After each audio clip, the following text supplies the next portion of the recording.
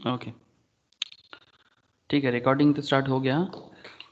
अच्छा देखो, business environment चल रहा था। बिजनेस एनवायरनमेंट मैंने जस्ट लास्ट क्लास में स्टार्ट किया था कि कमर्शियल नॉलेज जो है उसमें बिजनेस एनवायरनमेंट एक बहुत इंपॉर्टेंट एक एरिया लेता है। ठीक है, सबको साउंड आ रहा है ना? Diksha, Kajal, Nandini? Yes sir. Okay ठीक है। तो ये जो commercial knowledge and business environment का जो पार्ट है, that is business environment mainly basically हम लोगों को यही सिखाते हैं कि अल्टीमेटली ये जो बिजनेस की दुनिया है, ठीक है, ये जो बिजनेस की दुनिया है इसका एनवायरनमेंट कैसे होने से, मतलब किस तरह का एनवायरनमेंट होने से एक्चुअल में बिजनेस करना पॉसिबल होता है। और एक चीज़ आप लोग शायद इतना दिन से समझ ही रहे हो, मतलब नॉट ओनली कि क्लास करने के बाद, अगर थोड़ा सा भी कॉमन सेंस अपने अंदर रखोगे, ठीक है, जो हमारे यहाँ पर मतलब आजकल मतलब लोग बोलते तो हैं कि भाई कॉमन सेंस है, but common sense is not so common, है ना? ये मेरा ही एक स्टूडेंट का बड़ा फेमस डायलॉग है, बट मुझे बहुत सम मतलब भा गया था ये डायलॉग कि common sense is not so common. अगर कॉमन सेंस इतना ही कॉमन होता तो फिर आज तो कोई प्रॉब्लम ही नहीं होता, है ना? तो अल्टीमेटली, मुझे एक मिनट रुको, तो किसी का थोड़ा दिक्कत हो रहा है। क्या प्रॉब्लम? इसका नॉर्मली प्रॉब्लम नहीं होता। Good morning Raju. Good morning sir. हम्म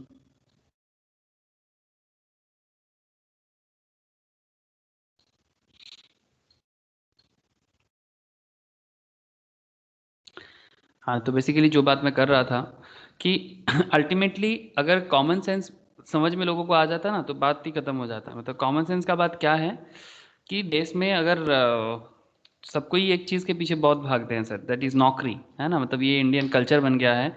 आप कोई भी स्टेट में चले जाओ, इंडिया के किसी भी तरह का, किसी भी कोने में चले जाओ आप, एनी कॉर्नर ऑफ इंडिया आप विजिट करो, her good morning corner sir. में। हाँ गुड मॉर्निंग है, तेरे लिए मैं वेट कर रहा था थोड़ा धीरे धीरे। ओके,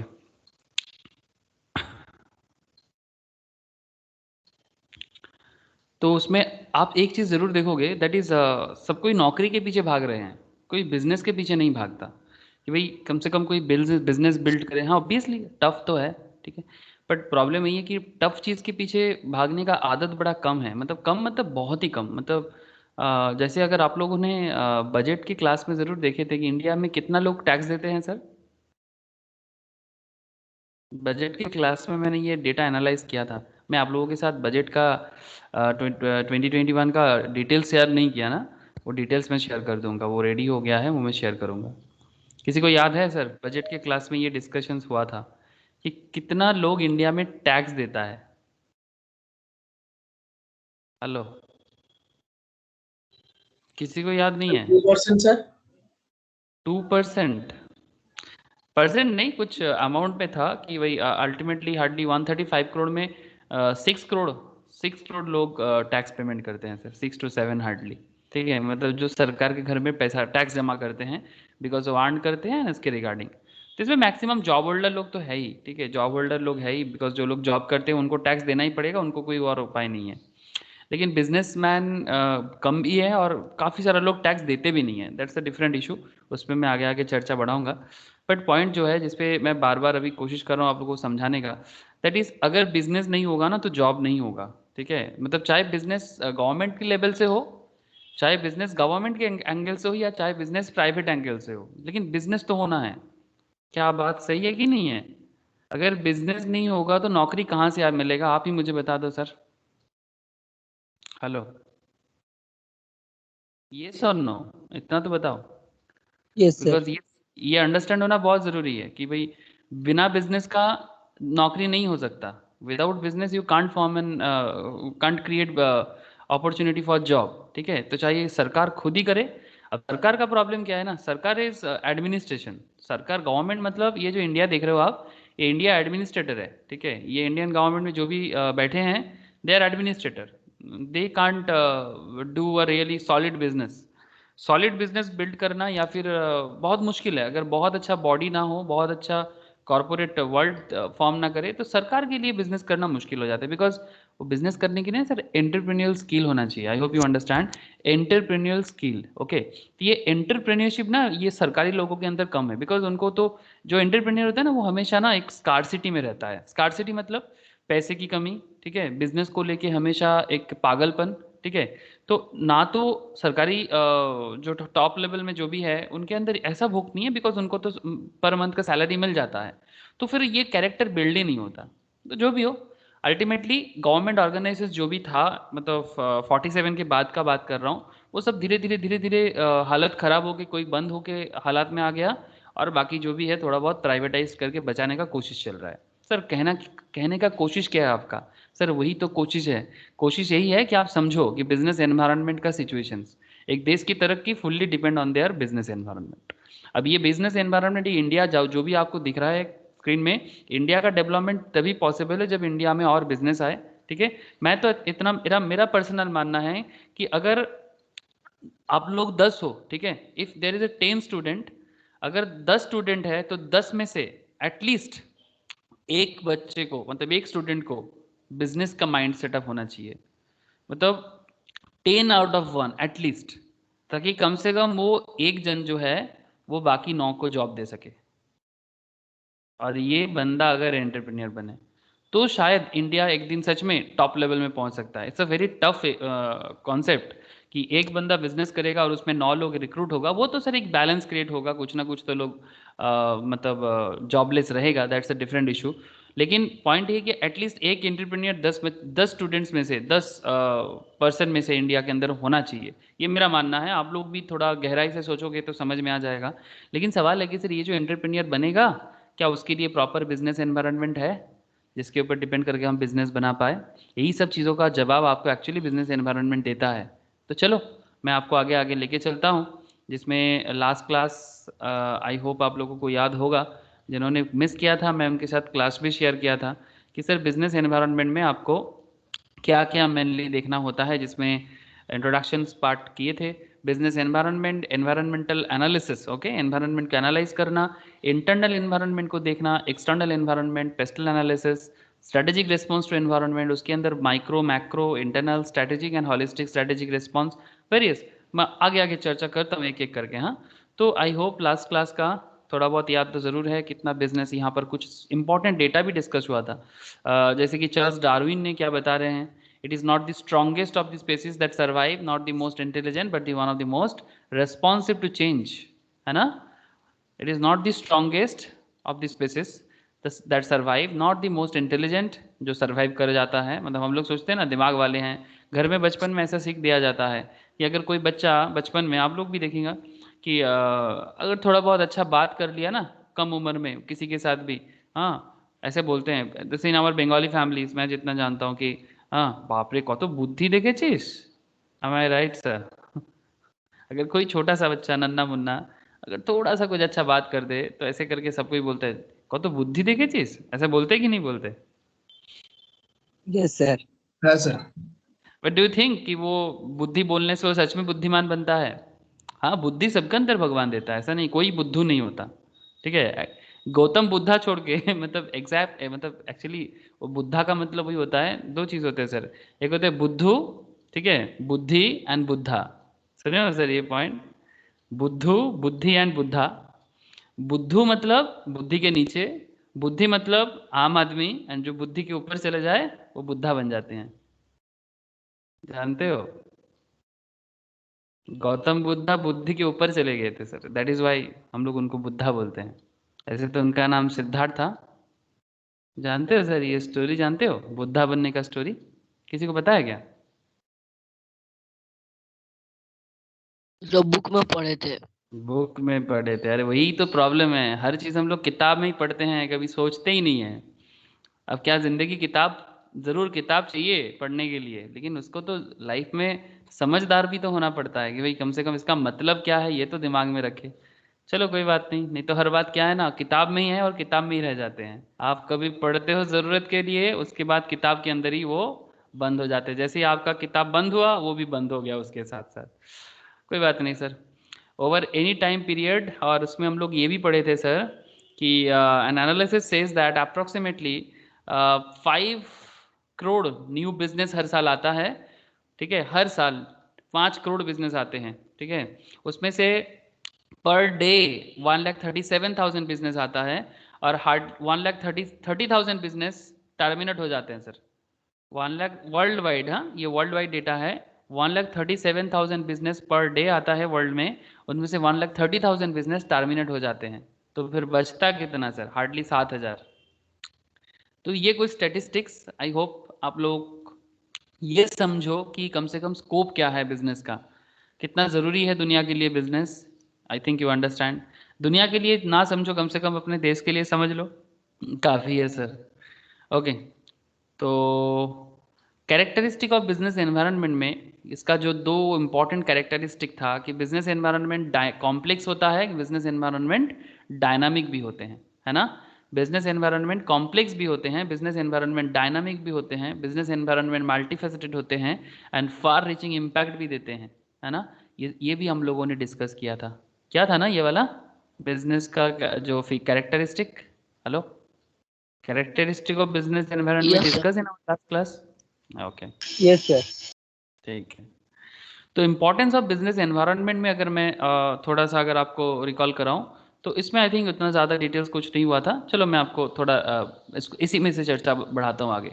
तो there is a close and continuous interaction between business and it's environment. Business के साथ इसके एनवायरनमेंट का बड़ा ही क्लोज एंड कंटिन्यूअस इंटरेक्शन होता है। मतलब क्लोज भी होना चाहिए और एक हमेशा के लिए होना चाहिए। ऐसा नहीं कि आज इंटरेक्शन हुआ और फिर कल नहीं हुआ। मतलब जो एनवायरनमेंट है और जो बिजनेस है उसके साथ डेली का, मतलब ये डेली रिलेशनशिप का मैटर है, कोई एक दिन का बात नहीं है। This interaction help in strengthening the business firm and using its resource more effectively. It helps the business in the following veg. चलो मैं आपको एक चीज़ दिखाता हूँ कि क्यों एक बिजनेस के साथ बिजनेस का एनवायरनमेंट का रिलेशंस बेहतर होने के साथ साथ, जितना बेहतर होगा उतना ज़्यादा कोई भी कंट्री का बिजनेस डेवलपमेंट डेवलप कर सकता है। तो चलो एक अच्छा बात आपके कंट्री के लिए मैं आपको शेयर करता हूँ। एक बड़ा ही अच्छा पॉइंट है सर कि ये शायद मैंने पहले भी कभी आप लोगों को बताया था, फिर से मैं एक बार बताता हूँ because it's very relevant point currently. आप जस्ट सिंपल लिखो ease of doing business India rank. Okay, ease of doing business में यहाँ पर 63rd दिखा रहा है अभी करेंटली, बट आप एक चीज़ देखोगे ना अभी चौंक जाओगे आप। मतलब सीरियसली ताज्जुब की ही बात है। यहाँ पर ये जो वर्ल्ड का मैप भी दिख रहा है ना, यहाँ से भी ना आपको एक आइडिया मिल सकता है। जो एरिया आपको ज़्यादा ग्रीन दिख रहा है, मतलब डीप ग्रीन दिख रहा है, उसका ease of doing business tough है। हेलो, कुछ समझ में आ रहा है सर? उसका बिजनेस एनवायरनमेंट अच्छा नहीं है, तभी तो बिजनेस करना टफ है। एक जगह में बिजनेस करना टफ क्यों हो जाते हैं या बिजनेस डेवलप क्यों नहीं करता? बिकॉज वहाँ का पॉलिटिकल एनवायरनमेंट, वहाँ का एजुकेशनल एनवायरनमेंट, वहाँ का एवरीथिंग, सभी चीज़ में कहीं ना कहीं कुछ प्रॉब्लम है, जिसमें अगर आप थोड़ा सा ख्याल करो तो स्पेशली इन अफ्रीकन रीजन, ठीक है, मैक्सिमम ऑफ अफ्रीका का situation is not good. Okay, कुछ कुछ उसमें से थोड़ा बहुत अच्छा है, कुछ कुछ एरिया जैसे कि यहाँ पर साउथ अफ्रीका है। अच्छा, इधर साउथ अमेरिका, ओके, अफ्रीका का पार्ट, इधर साउथ अमेरिका का भी बहुत सा एरिया, ठीक है, ब्राज़ील, अर्जेंटीना, पेरू, चिली, ये थोड़ा सा इस साइड वाला एरिया हल्का सा अच्छा है जो दिख रहा है, ठीक है। जो डेवलप एरिया है, ठीक है, जो डेवलप एरिया है दैट इज यूएसए, इधर आपका चाइना, इधर आपका ऑस्ट्रेलिया, इधर आपका रशिया, इधर आपका यूरोप, ठीक है। इंडिया इतना अच्छा भी नहीं है, बट इन लोग जैसा इतना बुरा हालत में भी इंडिया नहीं है। तो इसलिए इंडिया एक डेवलपिंग नेशंस माना जाता है और डे बाय डे इंडिया अपना बिजनेस एनवायरनमेंट को डेवलप कर रहे हैं, डे बाय डे कर रहा है सीरियसली। ये इसमें आपको सच में एक पॉजिटिव देखना चाहिए मैटर को कि इंडिया अपना ईज ऑफ डूइंग बिजनेस का जो रैंकिंग है इसमें से लास्ट 5-6 साल में सीरियसली बहुत अच्छा कर रहा है। तो इसमें आपको सच में प्राउड फील करना चाहिए और इसका अपॉर्चुनिटी भी लेना चाहिए, ठीक है। और जैसे कि लेते हैं सर, इंडिया का एक काफ़ी बड़ा हिस्सा ले रहे हैं, जैसे कि साउदर्न इंडिया स्पेशली इसमें एक बहुत बड़ा पार्ट ले रहा है, वेस्टर्न इंडिया भी ले रहे हैं, ईस्टर्न इंडिया को भी लेना चाहिए, वो भी ले रहे हैं, बट थोड़ा सा स्लो है प्रोसेस, बट इट्स वर्किंग। ऐसे नहीं कि वर्क नहीं कर रहा है, इट्स रियली वर्किंग। तो चलो मैं आपको वही चीज़ दिखा रहा हूँ। ईज ऑफ डूइंग बिजनेस में इंडिया का रैंकिंग क्या है, 63, जिसमें जो चीज़ आपने देखा। अगर मैं ये लिस्ट आपको एक बार दिखाऊं तो इसमें आपको ग्रोथ दिख जाएगा, ठीक है। लास्ट 5-6 साल में इंडिया का बिजनेस एनवायरनमेंट में कितना ग्रोथ आया है, ये चीज़ आपको इसी चीज़ का आपको एकदम डायरेक्टली बता देगा। ऐसे तो वर्ल्ड में नंबर 1 बिजनेस एनवायरनमेंट बना के रखा है कौन? हेलो सर, आप लोगों को दिखाई दे रहा है ना या फिर नहीं? Yes sir, New Zealand. Yes sir, New Zealand. New Zealand world में नंबर 1 बिजनेस सिनारियो देते हैं sir ranking wise. The most recent ranking come from the doing business 2020 ranking of economies was introduced by doing business 2006 report. Okay, और ये सब जो report है ये सब इंटरनेशनल रिपोर्ट ही है, ठीक है। Singapore tops the ease of doing business ranking 7 to 16। 2007 से लेके 16 तक सिंगापुर नंबर 1 में था, बट रिसेंटली सिंगापुर को हरा के न्यूजीलैंड नंबर 1 पोजिशन पे आया, ठीक है। कुछ कंट्रीज काफ़ी ज़बरदस्त डेवलप किया है, जैसे आप यहाँ पर देख भी सकते हो, ठीक है। जस्ट कुछ पॉइंट आप ख्याल करोगे तो जबरदस्त development. One interesting fact is that although richer countries on average are ranked higher than poor countries, there are some remarkable exception, particularly oil rich countries. For example, Kuwait ranked 83rd, काफ़ी oil rich है, और oil rich होने से वो काफ़ी rich होते हैं, वो 83 रैंक में है। Qatar 77, Oman 68, Saudi Arabia 62, compare to lower income countries. हाँ, लोअर इनकम कंट्रीज मतलब Kuwait, Qatar, Oman, Saudi Arabia, they are the one of the richest country in the world currently because of their oil का जो भंडारा है उनके पास, जो वो दुनिया भर में सेल करते हैं, और जो बहुत ही रेयर एक ऐसा आइटम है जो पूरा का पूरा दुनिया का ट्रांसपोर्टिंग सिस्टम, चाहे आप एक सिंपल सा घर में एक नॉर्मल बाइक से लेके हवाई जहाज तक सभी चीज़ पेट्रोल से चलता है। यस ना सर?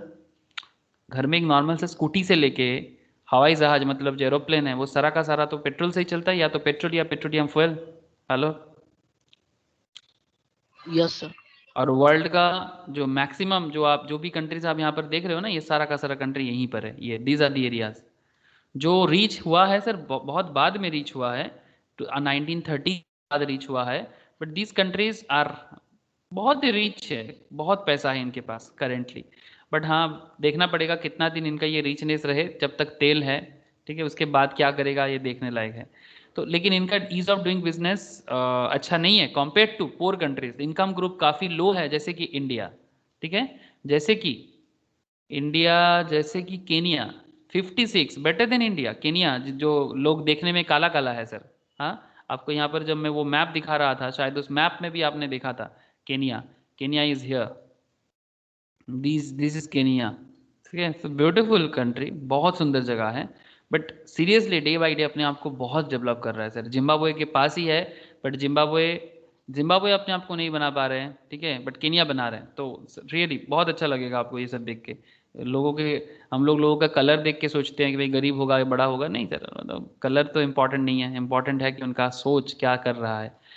केनिया 56 रैंक में है। कोलंबिया कोलंबिया ये भी साउथ अमेरिकन नेशन है सर। कोलंबिया आपको साउथ अमेरिका में मिलेगा।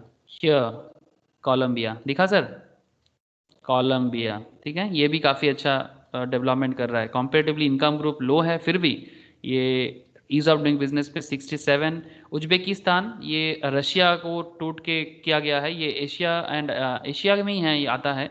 उज्बेकिस्तान आपको यहाँ मिलेगा सर, पहले ये रशिया था, ठीक है, पहले ये रशिया था, अभी उज्बेकिस्तान हो गया। कहाँ गया, कहाँ गया, ये पहले रशिया का पार्ट था, ठीक है, वो दिस इज उज्बेकिस्तान, ठीक है, ये भी अच्छा कर रहा है, बट लोअर इनकम इकोनॉमी है। तो अच्छा, notable exceptions are Norway rank 9 and United Arab Emirates rank 16, ठीक है। यूएई मतलब वो आपका आबू धाबी, ठीक है, फिर आपका सहारा, ये सब एरिया है ना सर। यूएई मतलब this part, UAE United Arab का एक काफ़ी छोटा पार्ट है, बट ये आपका बहुत ही रिच एरिया है, ठीक है। ये दुबई वगैरह सभी सब यही यही पर आता है। ये देख रहे हो ना सर, ये देखो, ये सब बहुत ही, ये अबू धाबी, दुबई, देख रहे हो ना, ये सब ये यूनाइटेड अरब एमिरेट्स का ही पार्ट है। It's a very very rich, बहुत ज़्यादा रिच है, छोटा मोटा रिच नहीं है, बहुत ज़्यादा रिच है, ठीक है। और हम लोग यहाँ पर इंडियंस भी बहुत है, पाकिस्तानी भी बहुत है, बट इंडियन सबसे ज़्यादा है, ठीक है। मतलब टोटल पॉपुलेशन से भी ज़्यादा पॉपुलेशन इंडियंस है, इतना आपको मैं बता दूँ। अब पॉइंट क्या है सर, इतना देर से आप ये सब क्यों बता रहे हो? इंडिया का रैंकिंग का अगर आप थोड़ा सा लास्ट कुछ सालों में, मैं आपको दुनिया का जो भी चल रहा है, आप देखो दुनिया में क्या चल रहा है। ये आप कब का डेटा देख रहे हो आप? 2015 से डेटा देख लो, हाँ 2015 14 से देख लो, ठीक है। ये 14 का एक बेंचमार्किंग एरिया आप मान सकते हो, बिकॉज 14 में इंडिया का गवर्नमेंट चेंज हुआ, सेंट्रल गवर्नमेंट, मतलब उससे पहले यूपीए का मिली जुली सरकार था, मतलब कांग्रेस लीडिंग पार्टी था, बट मिली जुली सरकार था। उससे पहले 14 के बाद से बीजेपी गवर्नमेंट आया जो कंप्लीट ये पावर में आया। तो ये कंप्लीट पावर में होना एक बहुत इंपॉर्टेंट है, चाहे बाद में बीजेपी जाके फिर से कंप्लीट पावर आना चाहिए, जिसमें ऐसा लीडर हो जो कंप्लीटली एक पार्टी चलाए, सब कोई मिलके नहीं होता सर, एक कैप्टन से ही टीम चलता है, मतलब हजारों कैप्टन बात करेगा तो बात बनेगा नहीं। तो इसमें आपको अगर इंडिया का सिचुएशन 2014-15 से ही आप देखो, जस्ट लुक, हाँ ये 2006 से डेटा है, 2006 116 134 120 122 133 134 132 132 134 142 15 में 142, आफ्टर दैट डे मतलब year wise 130 130 100 77 and now 63. Just look at the change. Hello, मैं आप लोगों को कभी बार बहुत सारा नेगेटिव बातें भी करता हूँ, but I think it's a very positive thing for us. Yes और no sir? Hello, Yes, sir. Yes ना? It's a very positive thing for us, मतलब ये इतना साल में नहीं हुआ, 2006 से 2020 में पहुंच गए सर, इतना सालों में नहीं हुआ, बट लास्ट 4-5 सालों में इतना ईज ऑफ डूइंग, ऑब्वियसली कुछ तो हो रहा है, ठीक है? तो मैं बहुत ज़्यादा मतलब सीरियसली मुझे बहुत ये चीज़ इफेक्ट करता है कि हाँ ऑब्वियसली कुछ तो हो रहा है। जो इतना कंट्री इतना बड़ा है ना, उतना समझ में नहीं आता है, और कितना लोग सोचते हैं इकोनॉमी के बारे में। जैसे मैं अभी इकोनॉमिक्स के बारे में बात करता हूँ तो कितना लोग सुनेगा, अगर मैं थोड़ा सा कुछ और चीज़ों में बात करता तो शायद लोग सोचता कि भाई कितना मोबाइल खरीदना है, कितना क्या बोलते हैं सर, अलग अलग जो एंटरटेनिंग चीज़ें हैं उन पर बहुत लोग बात करते हैं, इकोनॉमिक्स में कौन बात करता है? तो आई होप इसीलिए लोगों के पास खबर भी नहीं पहुंचता। आप लोग पहुंचाओ सर कि सर अच्छा कुछ हो रहा है, इसका अपॉर्चुनिटी लेना चाहिए। ओके, तो ये बिजनेस एनवायरनमेंट में चेंजेस का फर्क है। इंडिया जैसा एक लो इनकम कंट्री जो वर्ल्ड में काफी पीछे आता है सर पर कैपिटा इनकम पे, वर्ल्ड में इंडिया का स्टैंड, मतलब जैसे आपको मैं दिखा रहा था ना, इंडिया में बिहार काफी सबसे पीछे है, बंगाल भी one of the most least country states में है, और इंडिया वर्ल्ड में काफी पीछे आता है पर कैपिटा इनकम पे 142 आई थिंक। लेकिन ईज ऑफ डूइंग बिजनेस में जिस तरह का एक कन्वर्जन कर रहा है, यही चीज आपको क्या करेगा एक टाइम पे, अगर ये चेंज होके फिर से ऐसा कुछ ना हो जाए, जस्ट रिवर्स गियर कभी ना ले, ये हमें हमेशा श्योर रखना है, ठीक है? जैसे यहाँ पर 116 से कैसे 142 में चला गया, ये अच्छा बात नहीं है, ठीक है? तो 63 से 142 अगर फिर से आ जाए तो ये बहुत खतरनाक होगा, ठीक है? क्योंकि अल्टीमेटली यही एक सोच है जो 63 से शायद 50 में चला जाए, मतलब और बेटर बिजनेस एनवायरनमेंट। ऐसा करते करते शायद एक दिन अगर हम लोग 142 से 63 में पहुंच सकते हैं, तो 63 से क्या 1 में नहीं पहुंच सकते सर? क्या बहुत असंभव होगा न्यूजीलैंड जैसा कंडीशंस बनाने में? हेलो, हाँ सर। हाँ जस्ट थिंक ना, क्या बहुत टफ कुछ है क्या? अगर 142 से हम लोग 63 में आ सकते हैं, तो 63 से क्या न्यूजीलैंड जैसे सिचुएशंस में नहीं आ सकते? अब अगर देखो, नेगेटिव चिंता करने वाले लोग तो चिंता करेंगे, बट अगर आप पॉजिटिव सोचते हो तो ये रियली पॉसिबल, ठीक है? पॉसिबल, क्यों नहीं पॉसिबल नहीं है? अपने आप को नंबर 1 सोचने में क्या खराबी है? आई डोंट नो, लेकिन लोग बोलेंगे नहीं भाई होगा नहीं, फालतू का बात मत कर। हाँ बोलते हैं, मेरा कुछ फ्रेंड लोगों से मेरा जब भी बात होता है ना, दे साउंड लाइक दिस काइंड। मुझे समझ में नहीं आता भाई, नेगेटिविटी के लिए तुझे नेगेटिव सोचना है तो फिर नेगेटिव क्यों सोचे? अब मुझे ये समझ नहीं आता। अगर सोचना है तो अच्छा सोचे ना, बुरा क्यों सोचे? लोगों का पता नहीं है, हमेशा नेगेटिव सोचते रहते हैं, नहीं हो सकता, हर चीज में नहीं हो सकता, हे भगवान। चलो कोई बात नहीं, आई होप कि इतना तो दिमाग में आ गया है कि भाई इंपॉर्टेंस ऑफ बिजनेस एनवायरनमेंट कितना इंपॉर्टेंट है। लेकिन सर अभी अंदर की बात करते हैं ना, ठीक है? ये सब तो डेटा एंड फैक्ट्स है, ओके? तो fact and data is important to understand, चलो वो हमें जल्दी समझ आ जाता है, बट एक्चुअली उसको करना क्या है? आप लोग as a chartered, as a company secretary, आप लोगों का बहुत बड़ा रोल प्ले होता है इकोनॉमी को डेवलप करने में। सीरियसली बहुत बड़ा रोल है एक चार्टर्ड का, एक कंपनी सेक्रेटरीज का, एक कॉस्ट अकाउंटिंग का। तो आप लोग ऐसे कॉमर्स स्टूडेंट्स किस तरह से अपने कंट्री का ये जो एरिया है जिसमें आप ही का एक्सपर्टाइज है, जिसमें आप लोगों का ही एक्सपर्टाइज है, आप कैसे ठीक करोगे इसको? तो सबसे पहले तो आप देखो sir, determining opportunities and threats.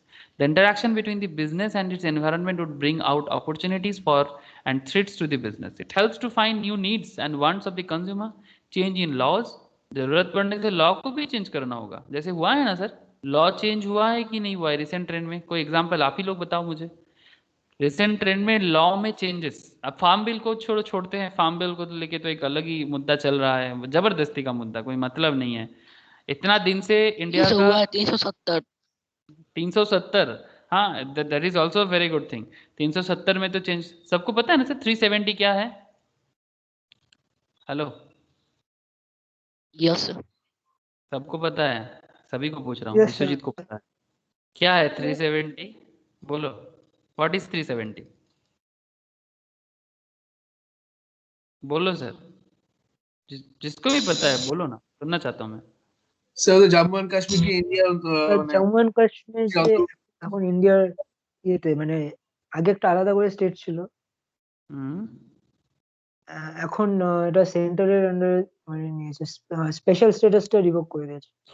हाँ बेसिकली जम्मू कश्मीर इंडिया का पार्टी था, बट ये 49 में ইন্ডিয়া পার্টি ছিল মানে हाँ, इंडिया का আলাদা একটা पार्टी, জুরিডিকশন মানে मतलब वो क्या है ना, मतलब कश्मीर में पाकिस्तान अटैक कर दिया था 47 के बाद। तो इस टाइम पे जो कश्मीर का राजा थे, उन्होंने एक ट्रीटी साइन किया था जिसमें वो इंडिया को, कश्मीर को इंडिया का पार्ट ही लिया था। लेकिन कश्मीर के अंदर बहुत सारा मिलिटेंट आ गया था, मतलब जो एक्चुअली पाकिस्तान को हेल्प कर रहा था, मदद कर रहा था। ऐसे सिचुएशंस में कश्मीर का सिचुएशंस, मतलब कुछ लोग ऐसे हो गए थे, वो कुछ जाति धर्म के आधार पे एक फालतू का कॉन्सेप्ट बना रहा था, ठीक है। ऐसे Kashmir is always part of India, ये चीज़ आप लोग जान लो, कभी भी ये चीज़ आप दिमाग में मत लाना। आज इंडिया का जितना बड़े, मैं इसलिए 370 में बात कर रहा हूँ बिकॉज ये बहुत इंपॉर्टेंट है। आज अगर कश्मीर को अगर आप देखो ना, ये भारत का इतना इंपॉर्टेंट एरिया है, ये कितना बिजनेस दे सकता है ना, आपको खुद ही नहीं पता। आप क्यों जानते हो? कश्मीर इंडिया का सबसे रिचेस्ट स्टेट बन सकता है, सबसे रिच स्टेट। लेकिन उसके लिए यहाँ का पॉलिटिकल सिचुएशंस, यहाँ का सोशल सिचुएशंस को सबसे पहले ठीक करना होगा। अब इस पर डिबेट हो सकता है, मैं आपके साथ 2 मिनट जरूर डिबेट करूंगा, क्योंकि अपॉर्चुनिटीज एंड थ्रेट्स के बारे में बात हो रहा है। डिबेट जरूर कर सकते हो आप, बट मैं कुछ फैक्ट्स बताऊंगा, फिर एक दिन ओपन डिबेट चलेगा। लेकिन फैक्ट क्या है? पहला बात, कुछ लोग मतलब स्पेशली पाकिस्तान, कुछ लोग नहीं बोलेंगे, कुछ पाकिस्तानी कॉन्सेप्ट यहाँ पर ये लोग जबरदस्ती, वो क्योंकि कश्मीर में मैक्सिमम इस्लाम फॉलो करते हैं। ऐसे इस्लाम इंडिया में बहुत लोग फॉलो करते हैं। इंडिया का टोटल पॉपुलेशन का 25% इस्लाम फॉलो करते हैं अप्रॉक्स, ठीक है। तो 25 करोड़ लोग इस्लाम हैं। तो अगर 25 करोड़ लोग इस्लाम फॉलो कर सकते हैं इंडिया के अंदर, जो काफ़ी सालों से कर रहे हैं, तो अभी अचानक से कश्मीर का पॉपुलेशन का करीब 70% लोग इस्लाम फॉलो करते हैं। तो इसके कारण वो लोग, उनका मानना है कि क्योंकि ये इस्लामिक है तो हम लोग इसको पाकिस्तान के साथ जोड़ देना चाहिए। अब पॉइंट ये है कि ठीक है सर, हिस्ट्री में ये कभी इस्लाम कभी हिंदुइज्म चलता गया, दैट्स अ डिफरेंट इशू, मैं उस पर नहीं जाऊंगा, ठीक है, कि कब किसको हिंदू किया गया, कब किसको मुस्लिम किया गया। लेकिन हिंदुइज्म बहुत पुराना है, बहुत पुराना। अगर आप कभी भी कोई भी हिस्ट्री किताब ओपन करके देख लो, हिंदू हिंदू जो रिलीजन है, हिंदू जो कास्ट सिस्टम, कास्ट एक्चुअली नहीं है, एक्चुअली जो हिंदुस्तान में रहने वाले हैं उनको हिंदू कहते हैं, ठीक है। अब इस पे धर्म मतलब यहाँ का जो कल्चर है, हिंदू एक कल्चर है, जो इस इंदास वैली सिविलाइजेशन के लोगों के, जो इंदास वैली रिवर है, जो एक्चुअली कश्मीर से ही निकल के हुए आते हैं, ठीक है। ये आपका मानसरोवर, ठीक है, ये यहाँ पर है मानसरोवर, इस पर्टिकुलर एरिया में मानसरोवर है, जो आज तिब्बत का पार्ट है। वो भी एक टाइम पे इंडिया का ही हुआ करता था, और तिब्बत के साथ इंडिया का रिलेशन बहुत बहुत पुराना है और बहुत सुंदर है। इसीलिए आज तिब्बत को ये यहाँ पर दिख रहा है सर आपको, मानसरोवर आप देखोगे तो आपको दिख जाएगा, दिस इज हियर। मैं आपको थोड़ा सा कश्मीर का इशू बता रहा हूँ, ये देख रहे हो सर, ये Rakshastal and Mansarovar, this is Mansarovar, okay. यहीं से रिवर वगैरह निकल के ये इधर जाके फिर यहाँ से इस तरह से ये पाकिस्तान में तरफ चला गया, जो आज का पाकिस्तान है। तो हमेशा से इंदास वैली सिविलाइजेशन के लोगों को, जो आपका पारसी लोग होता है ना सर, ईरान के लोग इनको इंदो निंतोन कहता था, ठीक है, इंदो हिंदो ऐसा करता था। तो फिर उनके कहने पे बाद में क्या हुआ ना, जब अलेक्जेंडर वगैरह आया तो वो लोग हिंदू हिंदू करते थे, कोई हिंदू कोई हिंदू, ऐसा करके नाम हो गया हिंदू, ठीक है। तो this is the culture of this country, that is called Hinduism, ठीक है। आप इसी को हिंदुइज्म कहते हैं। अब सवाल है कि अब जाति धर्म के मामले में आप एक कंट्री को नहीं ले सकते। कश्मीर जो है ना, वो कश्यप ऋषि, आप लोगों ने नाम सुना सर कश्यप ऋषि का? हेलो, एक बहुत फेमस ऋषि है सर, मतलब जो कश्मीरी पंडित जो है, या फिर कश्मीर हमेशा ब्राह्मण का जगह हुआ करता था, हमेशा, अभी भी है, ठीक है, स्टिल नाउ, ठीक है। तो ये कश्यप ऋषि का, कश्यप से कश्मीर आया, ठीक है। कश्मीरिया नाम था, कोई कोई कश्मीरिया बोलता था, जो लोग फॉरेनर्स थे लाइक ईरान, ग्रीस लोग, ये लोग बोलते थे कश्मीरिया। एक्चुअली काश्यप ऋषि से कश्मीर, ठीक है। And that is the reason कि कश्मीर का नाम कश्मीर क्यों है, ठीक है। तो अब कश्मीर कश्मीर क्यों है?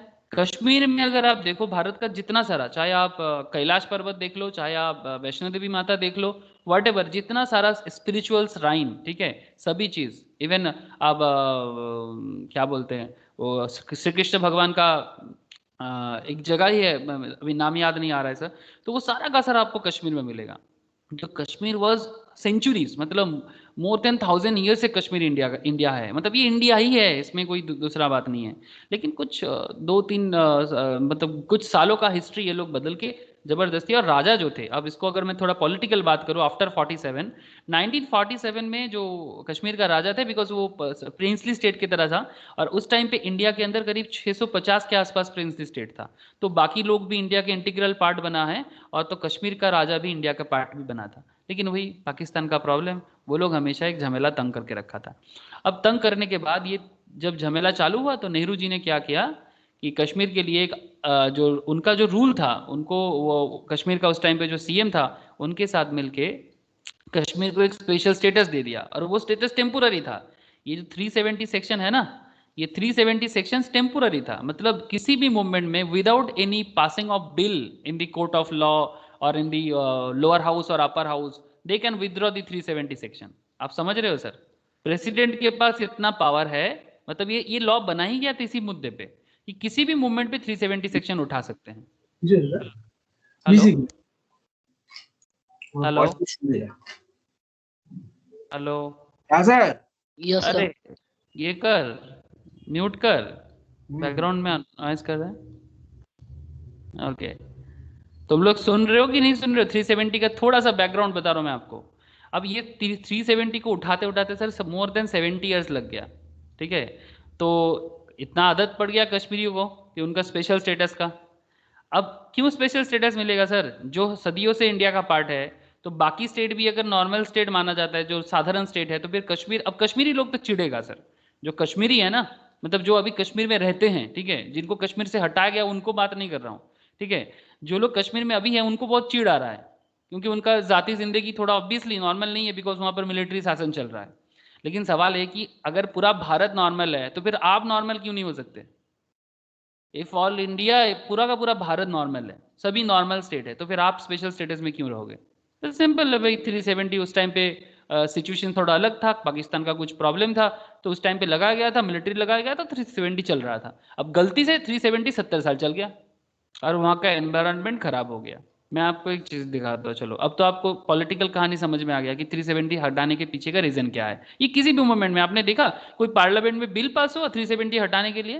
कुछ खबर मिला ऐसा कि 370 हटाने नो के सर। लिए पार्लियामेंट में पास होगा bill, lower house upper house मिला के? Hello, no sir.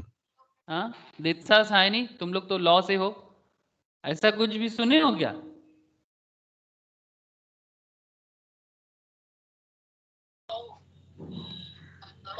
हेलो,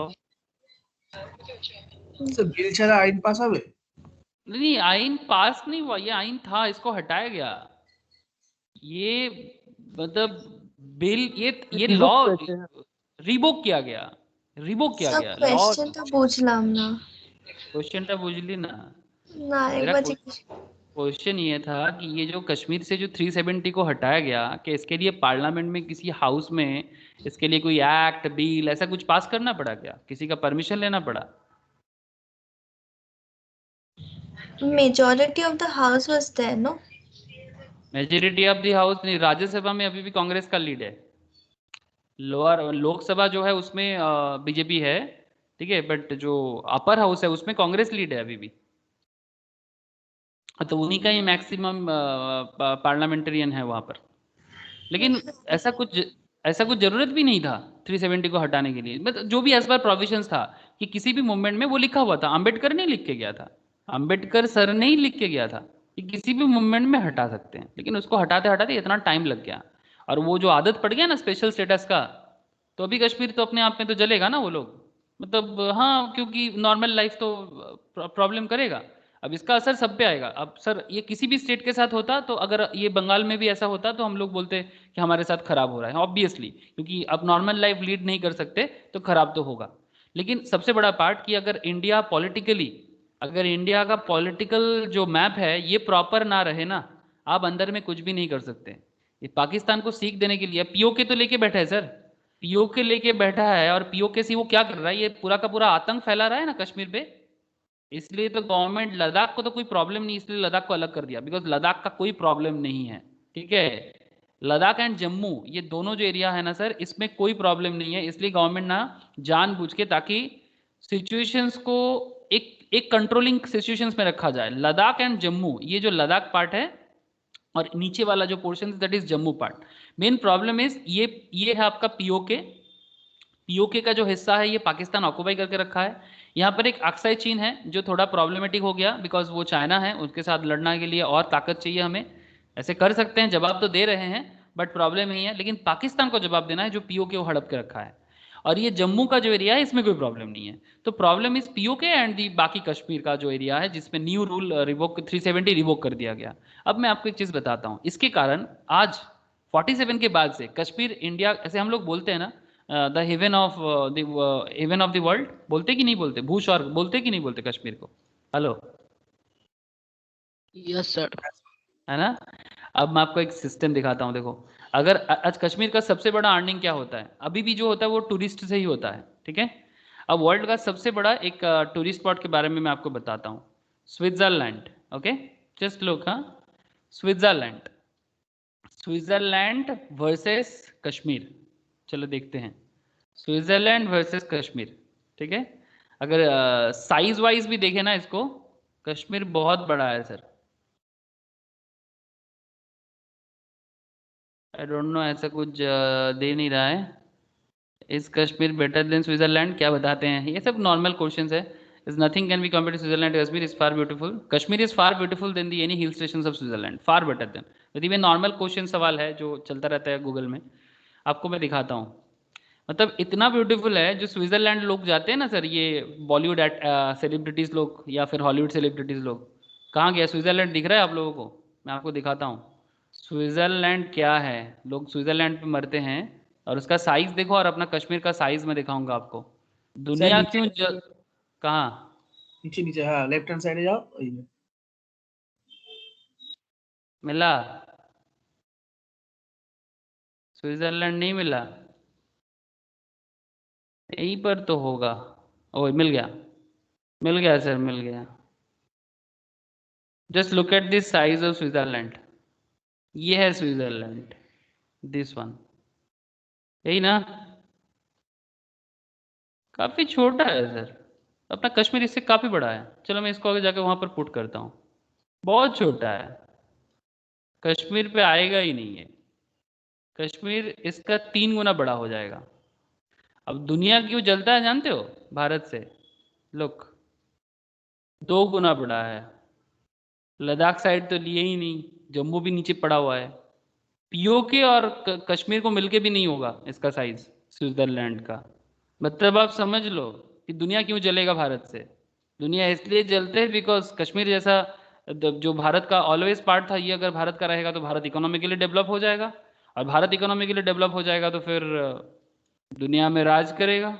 इसलिए वर्ल्ड कभी भी इसको सॉल्व नहीं करना चाहता है प्रॉपरली। समझ रहे हो सर? तो कितना बिजनेस हो सकता था कश्मीर से। अपॉर्चुनिटीज एंड थ्रेट्स, थ्रेट्स क्या है? Border issue. Threats is the political problem. Pakistan China हड़प के रखा है, एक तरफ अक्साई चीन, दूसरी तरफ पीओके। लेकिन अपॉर्चुनिटीज क्या है? जो हमारा है, अगर हम उसको बचा सकते हैं तो हम वहाँ पर इमेंस अपॉर्चुनिटी क्रिएट कर सकते हैं, इमेंस ट्रैवल टूरिज्म क्रिएट कर सकते हैं। और सच में कश्मीर का एक अलग ही मुद्दा है। सबसे बड़ा चीज़ कि अगर कश्मीर सही रहे तो पूरा भारत सही रहेगा। जो भी आतंकी जंगी जो भी चलता है वो कश्मीर के थ्रू से ही आता है। तो ultimately it's a big thing. अगर कोई करना चाहे तो उसको साथ भी देना चाहिए, और इसके लिए सभी भारतवासी को सेक्रीफाइस भी करना चाहिए जरूरत पड़ने से। बिकॉज जब तक आपका बॉर्डर सही नहीं रहेगा ना, तब आप तक कुछ नहीं कर सकते सर। यहाँ पर एक बॉर्डर इशू है अपने बंगाल के ऊपर ही सर, आप सोच भी नहीं सकते बॉर्डर इशू क्या है। कि पूरा का पूरा नॉर्थ ईस्ट जो है ना, अगेन पॉलिटिकल बातें कर रहा हूँ फिर से बिकॉज एनवायरनमेंट का बात है, कि बिजनेस एनवायरनमेंट को आज नॉर्थ ईस्ट का प्रॉब्लम क्या है जानते हो? नॉर्थ ईस्ट भी इंडिया का बहुत वन ऑफ द 9 जेम्स है, मतलब 7 सिस्टर एंड सब एक एक ना, जैसे अरुणाचल एक अनदर हिमालयन एरिया, बहुत अनएक्सप्लोर्ड एरिया है। नागालैंड कभी विजिट करोगे ना तो देखते रह जाओगे। मणिपुर अनदर, मतलब इतना सुंदर, one of the most beautiful area in the earth, मतलब इतना सुंदर है। ठीक है, आसाम तो अपने आप में ही बहुत सुंदर है, त्रिपुरा इज ऑल्सो गुड। ठीक है, तो ये सब मेघालय, तो इसका क्या बात करें मेघालय के बारे में।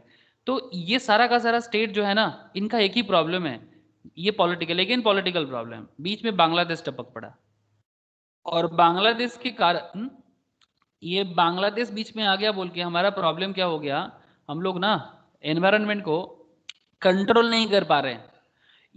ये 7 सिस्टर मिलके इंडिया का अनदर टूरिस्ट एरिया है, बट प्रॉब्लम है इसका एक ही कॉरिडोर है सर। आई डोंट नो आप लोग कितना ज्योग्राफी को पॉलिटिकली समझते हो, बट कोशिश करना sir.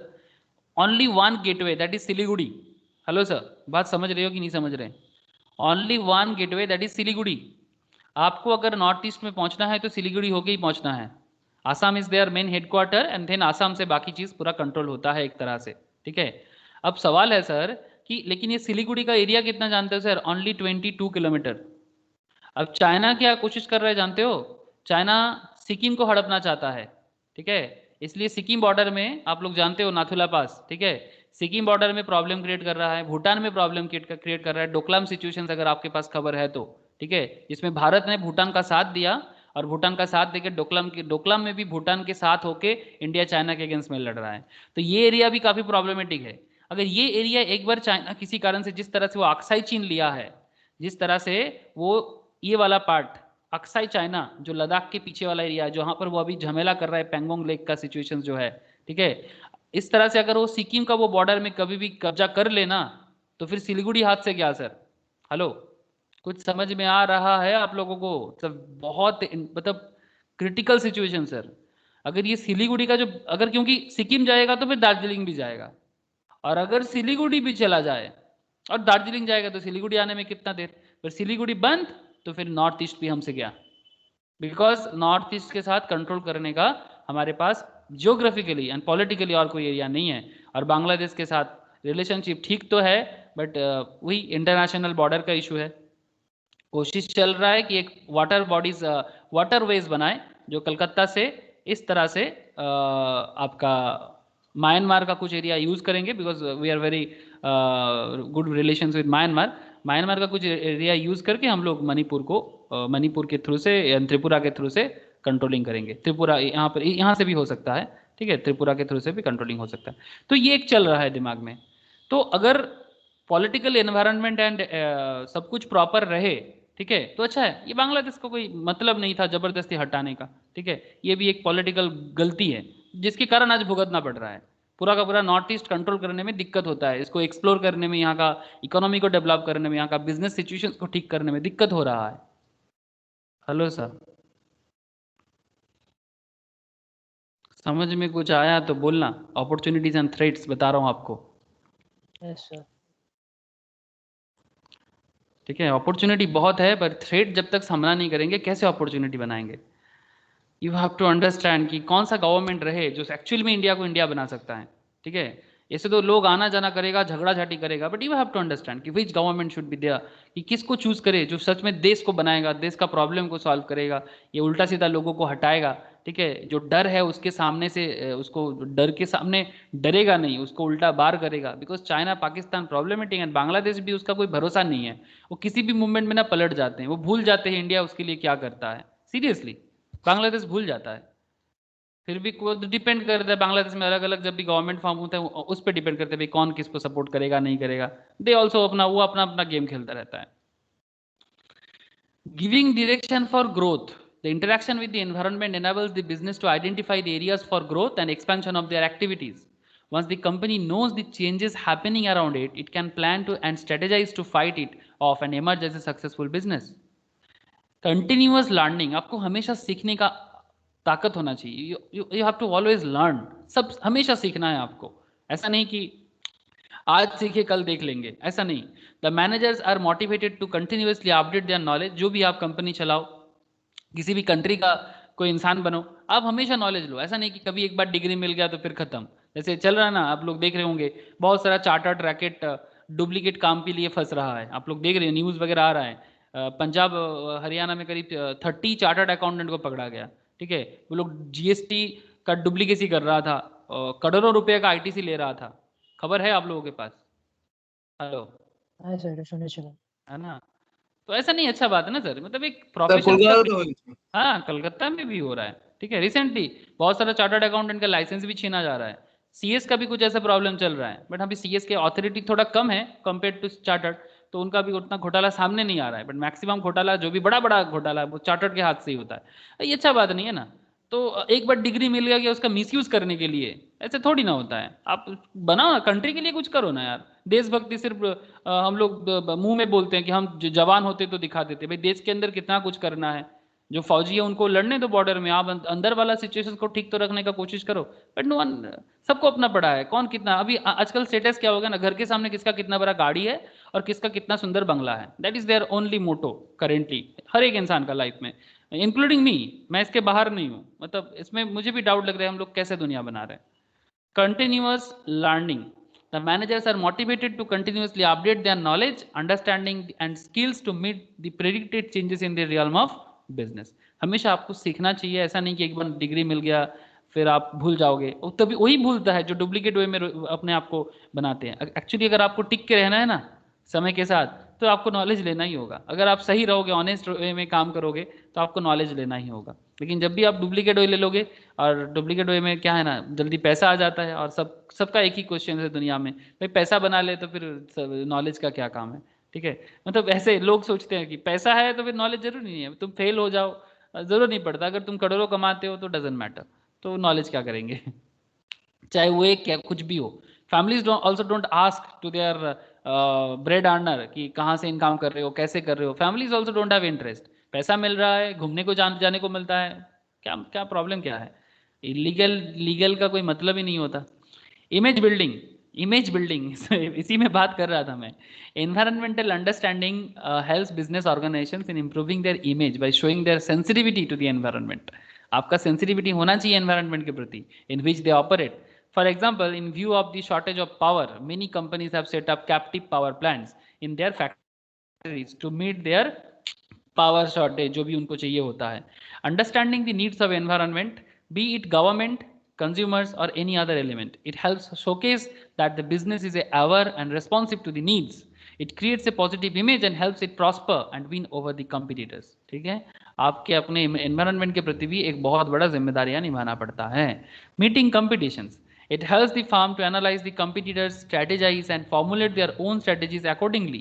As discussed in above points, the idea of any business is to flourish and beat competitions for its product and service. आपको competitions तो meet करना ही है। जैसे मैं आपको अभी वर्ल्ड वाइड competitions के बारे में बात कर रहा था। हेलो, 2 मिनट पहले जो इंडिया के बारे में बात हो रहा था, जब आपको मैं बॉर्डर इशू समझा रहा था, ठीक है। I hope on that time you can understand कि ये बॉर्डर इशू में इंटरनेशनल बिजनेस का सिनेरियो है। आज अगर आप चाइना का साइज देख रहे हो सर, ठीक है, तिब्बत लेने के बाद तो इतना बड़ा हाथी बन गया है, मतलब बहुत बड़ा हाथी नहीं लग रहा है आपको? Hello, this is the Tibet. Tibet तो ये लेके रखा है, इसको अगर तुम छोड़ भी दो, ये है चाइना। हेलो, साइज देख रहे हो सर? देखने डर लग जाएगा। इतना बड़ा लेने के बाद भी कश्मीर का ये वाला हिस्सा लेने के लिए पागल हो रहा है, लेके भी रखा है, ठीक है। अब इसका साइज बड़ा बहुत है, और साइज बड़ा होने से सुविधा भी है। ऐसे देखो, चाइना ऑलवेज बड़ा ही है, इंडिया से उसका साइज ऑलवेज बड़ा है, लेकिन तुम जबरदस्ती तिब्बत को क्यों ले लिए भाई? इनको रहने देते हैं। लामा, दलाई लामा या जो भी बुद्धिस्ट लामा है तिब्बत का, because Tibet always spiritual country है, वर्ल्ड को हमेशा लीड किया है।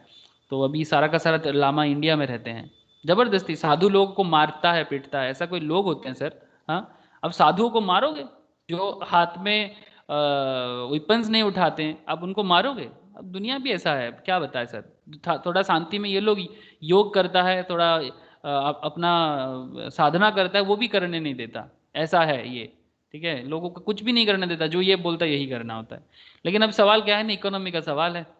अब जब बात इकोनॉमी का आ जाए, तब चाइना आज हम लोगों को बीट कर रहा है, बहुत जोर से बीट कर रहा है। ये सुनो सर,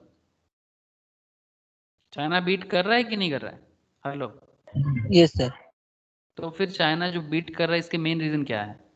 बिकॉज चाइना एटलीस्ट एक चीज़ कोशिश कर रहा है कि अगर दुनिया में आज के डेट में राज करना है तो you have to produce business, और उसके लिए मैन्युफैक्चरिंग में स्पेशली आपको अच्छा होना पड़ेगा। इंडिया सर्विस में अच्छा हुआ है, बट इंडिया का मैन्युफैक्चरिंग बहुत बहुत खराब है अभी भी। तो ये जो मैन्युफैक्चरिंग डिपार्टमेंट है इसको ये बनाया और वर्ल्ड में एक्सपोर्ट इंपोर्ट क्रिएट किया। तो अगर आप चाइना को बीट करना चाहते हो, अगर आपको कॉम्पिटिशन्स में टिकना है, तो फिर आपको ऑब्वियसली सीखना होगा, आपको एजुकेशन सिस्टम में बदलाव लाना होगा और उसको यूज भी करना होगा, माइंड सेटअप चेंज करना होगा, मीटिंग कॉम्पिटिशन्स, तभी जाके आज हम लोग वर्ल्ड में अपने आप को देख पाएंगे। नहीं तो दुनिया का सारा डील चाइना लेके चला जाएगा। आज चाइना क्या कर रहा है ना, देखो चाइना का पैसा कहाँ से आ रहा है। चाइना ना यूरोप के साथ डील करता है, बट चाइना का सबसे मेन बिजनेस आते हैं, अपॉर्चुनिटीज इनको मेनली कहाँ से मिल जाता है? इसको मेनली अपॉर्चुनिटीज मिल जाता है यहाँ से, ये आपका अफ्रीकन नेशन से। ये जो भी अफ्रीकन नेशंस है ना, अफ्रीकन नेशंस क्या है ना, ये चाइना का चीज़ें बहुत लेते हैं, ठीक है। और चाइना के पास है भी इतना सारा प्रोडक्ट भाई इसके, क्योंकि ये लोग अभी भी काफ़ी पीछे हैं, मतलब बहुत सारा चीज़ें लोग इनोवेशंस कम है इनके बीच में, थोड़ा जंगली टाइप में है, मतलब थोड़ा जंगल वगैरह में रहते हैं। अभी थोड़ा हो रहा है सिविलाइज डे बाई डे, तो नीड हो रहा है, तो पूरा का पूरा नीड इनका फुलफिल चाइना से कर लेते हैं ये लोग। और चाइना ये पूरा अफ्रीकन मार्केट को पकड़ के रखा है। They also try to reach South America, ठीक है। तो डे बाई डे चाइना का प्रोडक्ट सस्ता भी है, और क्योंकि ये सब गरीब कंट्री है, कंपेरेटिवली पोर कंट्री है, सस्ता प्रोडक्ट जैसे इंडिया भी यूज करता है, नॉट ओनली सिर्फ African nations, we also, because सस्ता मिलता है सर। और हम लोग मार्केट में जाते हैं सस्ता चीज लेने के लिए, है ना। जर्मनी या जापान का प्रोडक्ट थोड़ी ना यूज करते हैं। हेलो, वी इंडियंस क्या पसंद करते हैं सबसे ज्यादा? चाइनीज प्रोडक्ट ना, जो सबसे बड़ा दुश्मन है हमारा, बिकॉज इनके पास हाँ सर। प्रोडक्ट है सर, इसके पास प्रोडक्ट है। हम लोग जापानीज प्रोडक्ट पसंद करके भी खरीद नहीं सकते, because our earning is not that level. India का अर्निंग उस लेवल का नहीं है। जापानी प्रोडक्ट हमें बहुत पसंद है, मतलब हर एक इंडियन पसंद करते हैं, बट प्रॉब्लम है कि अर्निंग उतना नहीं है कि जापान का क्वालिटी का दाम पे कर सके। लेकिन चाइनीज देख लिया भाई मार्केट नीड क्या है, इंडिया का अर्निंग क्या है, बेचो, इंडिया भी लेने के लिए बैठे हुए हैं।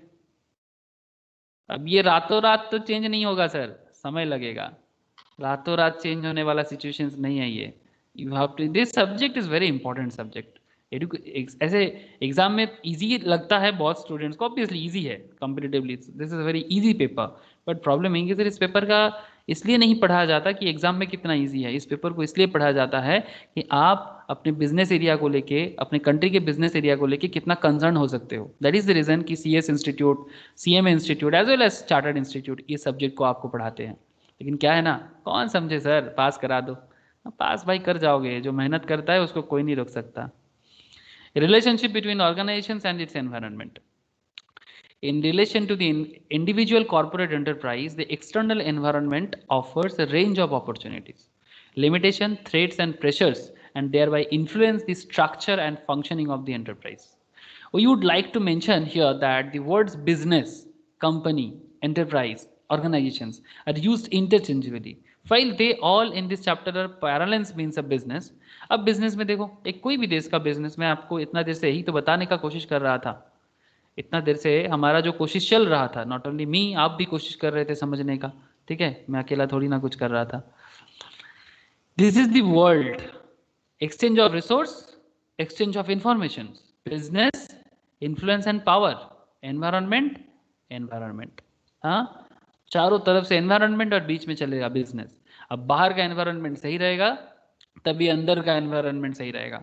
एक जन एक जगह पे सवाल कर रहा था, ठीक है, एक स्टूडेंट्स, एक आप लोग ये जानते हो सर, एक अपना सुप्रीम कोर्ट का एक क्लब है, ठीक है, सुप्रीम कोर्ट का एक क्लब है, उसमें डिबेट चलता रहता है, तो बड़े बड़े लॉयर्स, ठीक है, big knowledgeable personalities like Ram Jethmalani, आप लोग नाम सुने कि नहीं, I don't know, supreme court के जजेस थे, हेड जज थे। फिर आपका सुब्रमण्यम स्वामी जो अभी फेमस लीडर है, ऑक्सफोर्ड हार्वर्ड के टीचर्स भी हैं, as a very famous person, ठीक है। अरुण जेटली जैसे बैरिस्टर भी थे। तो इनके बीच में एक चर्चा चल रहा था, ये कश्मीर इशू को लेकर चर्चा चल रहा था, तो मैं उस चर्चा को सुन रहा था। तो बेसिकली 370 सेक्शन 370 कुछ लॉ स्टूडेंट्स थे वहाँ पर मैक्सिमम। तो लॉ स्टूडेंट्स, उनमें से एक स्टूडेंट ऐसा था जो एक सवाल कर रहा था कि इंडिया कश्मीर इशू को लेके इतना सोच रहा है, इतना ज़्यादा दिमाग लगा रहे हैं, तो उसका सवाल ऐसा था कि ये 370 कश्मीर इशू। तो उस स्टूडेंट का क्वेश्चन था कि ये कश्मीर इशू करके हम लोग इंडिया का बाकी पार्ट को इग्नोर नहीं कर रहे हैं। हेलो, मतलब जितना चर्चा कश्मीर इशू पे होता है उतना चर्चा अगर बाकी स्टेट्स, जैसे कि बिहार का सिचुएशन बहुत खराब है, ये बहुत ही खराब है बिहार का सिचुएशन, तो या फिर झारखंड का situation, West Bengal is not so good, हाँ, छत्तीसगढ़, ओके, मध्य प्रदेश, तो हम लोग क्या ये सब स्टेट के लिए कुछ नहीं सोच सकते? क्या नॉर्थ ईस्ट का प्रॉब्लम को सोच नहीं सकते? सिर्फ कश्मीर इशू। आप लोगों को क्या लगता है कि बहुत ज्यादा कश्मीर इशू चलता है तो अंदर वाला डेवलपमेंट नहीं होता?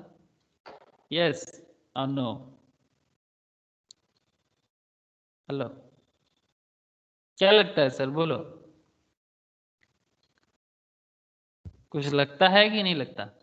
अरे बोलो तो सही।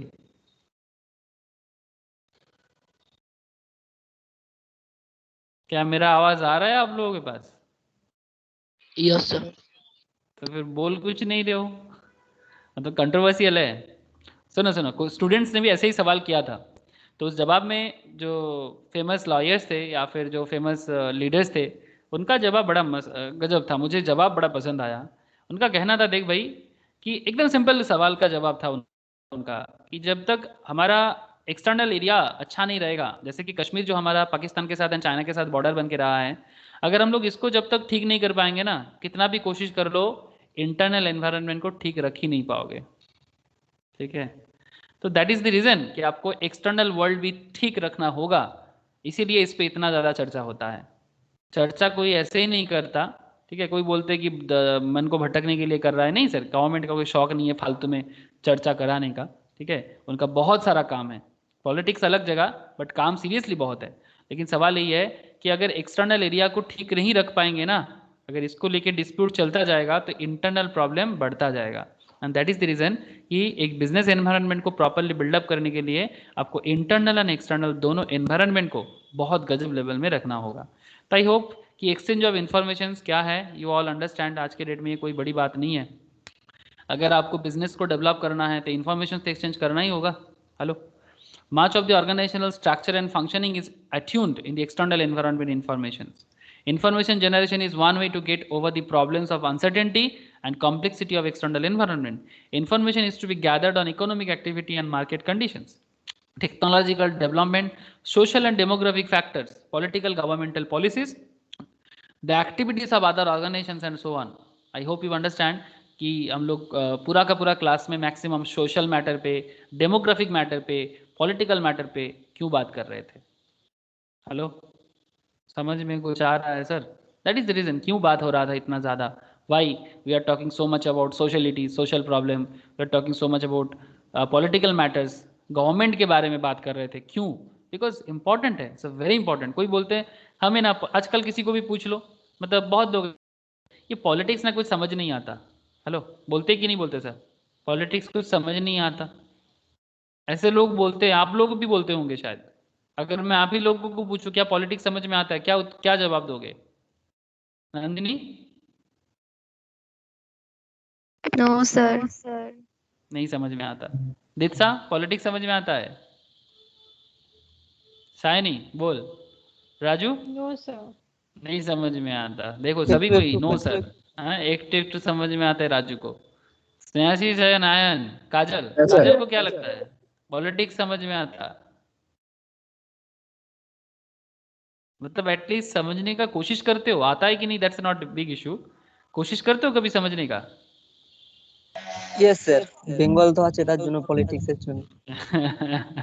बंगाल तो आज ही पॉलिटिक्स है जन्नत। अब ये बंगाल में जो पॉलिटिक्स होता है ना, that is not the real politics, ये तो फालतू का दंगाबाजी चलता है, फालतू का, मतलब क्या बताएं। बिहार में भी, बिहार का तो अलग ही प्रॉब्लम है, जो लेवल अलग है उनका। पॉलिटिक्स का मतलब, पॉलिटिक्स तो साउथ में भी होता है, ऐसे थोड़ी ना साउथ का लोग पॉलिटिक्स नहीं करता, वहाँ पर भी बहुत प्रॉपर लीडर लोग हैं। इंडिया के सिचुएशन ऐसे, चलो, लेकिन पॉइंट यही है सर, पॉलिटिक्स समझो सर, ज़रूरी है। अगर आप बिजनेस को समझना चाहोगे तो पॉलिटिक्स समझना जरूरी है, एटलीस्ट खबर रखो। मैं इतना नहीं बोलूँगा कि आप किसी को ज़बरदस्ती सपोर्ट करो ना, ज़रूरी नहीं है। आपका मत, जब आपका वोट देने का उम्र हो जाए, अब इलेक्शंस में अपना मतदान जरूर करना जिसको आपको ठीक लगे, लेकिन पॉइंट यही है कि अब अगर देश को समझोगे, पॉलिटिक्स को समझोगे, तो आप बेसिकली बिजनेस एनवायरनमेंट को समझोगे। And because as a commerce student is very important sir. अब मैं आपको एक चीज़ बताता हूँ, जब आप लोग जॉब के लिए जाओगे ना, जब आप लोग जॉब इंटरव्यू के लिए जाओगे, मैं आपको बता रहा हूँ सर, ग्रुप डिस्कशंस वगैरह होता है, जीडी होता है, आपको क्वेश्चंस पूछते हैं जो एम्प्लॉयर होते हैं, मैं रियल लाइफ बात कर रहा हूँ, ठीक है, कॉलेज कैंपसिंग्स हो, इंस्टीट्यूट का प्लेसमेंट हो, और जब आप कंपनी के पास जाओ, कंपनी आपको ना ऐसे ही रियल लाइफ टफ टफ सवाल करेंगे, और उस टाइम पे अगर आप बेबाक रहे, अगर आप चुप रहे, ये not a good sign, because इसका मतलब यही होता है कि अगर आप सिर्फ किताबी ज्ञान लेके आए हो तो we don't have any place for you. मैं आपको बता रहा हूँ सर, रियल लाइफ एक्सपीरियंस है, that is why I am telling you. सिर्फ किताबी ज्ञान लेके जाओगे सीरियसली, हाँ क्लरिकल जॉब के लिए इट्स ओके कि आपको बस कंप्यूटर में बैठ के टाइप करना है, डेटा एंट्री ऑपरेटर बनना है, that's a different issue. But एक एनालिटिकल जॉब जो कि आप लोग बन रहे हो, chartered, cost accounting, company secretary, it's analytical job. इसमें आपका व्यूज का बहुत बड़ा इंपॉर्टेंस ही है। एक कंपनी के चार्टर्ड अकाउंटेंट बनने के नाते आपका बहुत बड़ा जिम्मेदारियां होंगे, बहुत रिस्पॉन्सिबिलिटीज होंगे, वहां पर आप एक एनालिटिकल काम करोगे, कोई क्लरिकल जॉब नहीं करोगे कि भाई बैठे बैठे चलो कंप्यूटर में टाइप करते हैं, एक्सेल सीट बनाते हैं या डेटा एंट्री करते हैं, that should not be your job. Your job is like, आप बेसिकली जो कंपनी का ओनर है उनको आप सजेशन दोगे, कंपनी के फ्यूचर के लिए सोचोगे, कंपनी के प्रेजेंट के बारे में सोचोगे, कंपनी के पास्ट परफॉर्मेंस की गलती से कुछ सुधार करोगे, व्हाटएवर जो भी जरूरत होगा। तो इन दैट केस अगर आप बोलोगे कि हमें पॉलिटिक्स समझ नहीं आता, हमें एनवायरनमेंट समझ नहीं आता, तो फिर कंपनी बोलेगा फिर आपको भी हमें समझ नहीं आता। आप कुछ मेरा बात समझ पा रहे हो सर? मतलब आप रियलिटी के साथ नहीं रहोगे, रियलिटी के साथ रहो ना। मैं ये नहीं बोल रहा हूँ कि आप सारा दिन रात तृणमूल कांग्रेस करो, बीजेपी करो, नहीं, कांग्रेस करो, नहीं, that not necessary, but you have to understand the political situations, internal conditions, outer external conditions, you have to know, जानोगे, बिकॉज आप लोग कोई आम बंदा नहीं बन रहे हो सर, आप लोग इंडिया के कॉमर्स का 3 पिलर में से एक बनने जा रहे हो, ठीक है। तो दैट इज वाई मैं आपको रिक्वेस्ट करूंगा कि please improve your political concept, please improve your geographical concept, please improve your A business environmental concept, जो आपके लिए बहुत ज़्यादा ज़रूरी है।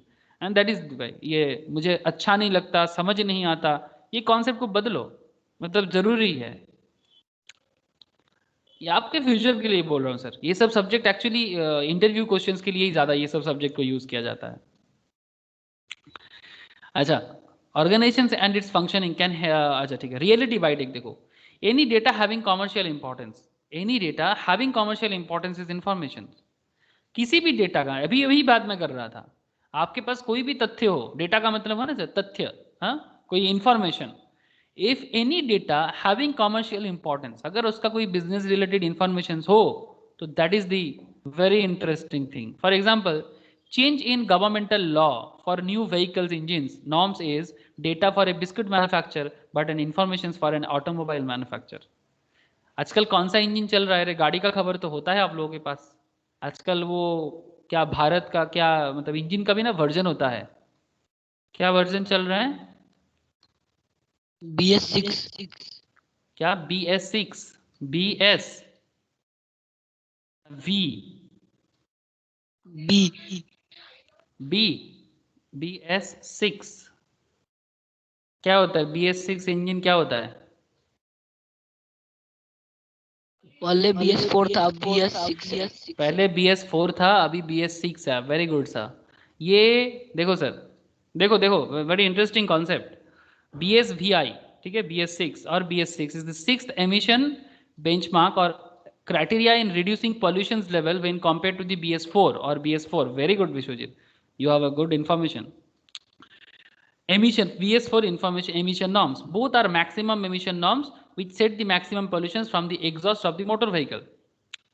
अब ये BS6 का जो सिस्टम है, ये गवर्नमेंट ने लॉ बना के लाया सर, है ना, भारत स्टेज एमिशन स्टैंडर्ड्स, इसके लिए लीगल मैटर है, सेंट्रल पोल्यूशन कंट्रोल बोर्ड है, मिनिस्ट्री ऑफ एनवायरनमेंट है, ये देखो sir, Bharat stage emission standards BSES, government of India to regulate the about the air pollutants from compression ignitions engines and spark ignitions engines, ठीक है, motor vehicles में, ठीक है, central pollution control board ministry of environment, forest and climate change, ये लोग मिलकर बनाया, ठीक है।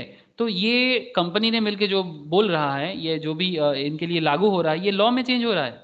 और ये लॉ आपको यही बता रहे कि अभी BS6 चलेगा, नॉट द BS4। और ये इन्फॉर्मेशन जैसे ही आ जाता है, ऑब्वियसली इंजन का दाम बढ़ जाएगा, है ना। तो जो लोग ऑटोमोबाइल मैन्युफैक्चरिंग करते हैं मोटर व्हीकल सेक्टर्स में, उनके बिजनेस में इसका इन्फॉर्मेशन बहुत इंपॉर्टेंट है। ये सुनो सर, जो लोग मोटर व्हीकल्स कंपनी है, जैसे कि ऑटोमोबाइल सेक्टर्स में जो कंपनीज है, उनके लिए इन्फॉर्मेशन बड़ा इंपॉर्टेंट है कि नहीं है। भारत सरकार बोल दिया कि भारत 4 बंद हो जाएगा, ठीक है, भारत 6 आ जाएगा।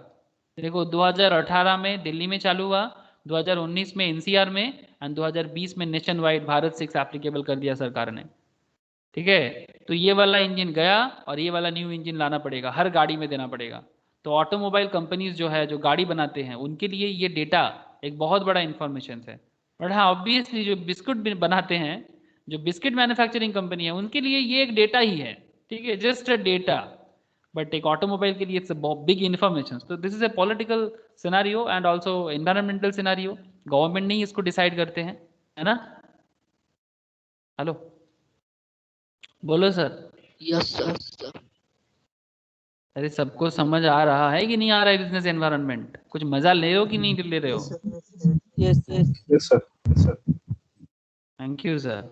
समझो, समझा करो। एक छोटा छोटा इन्फॉर्मेशन का मतलब भी प्लीज बहुत इंपॉर्टेंट होता है।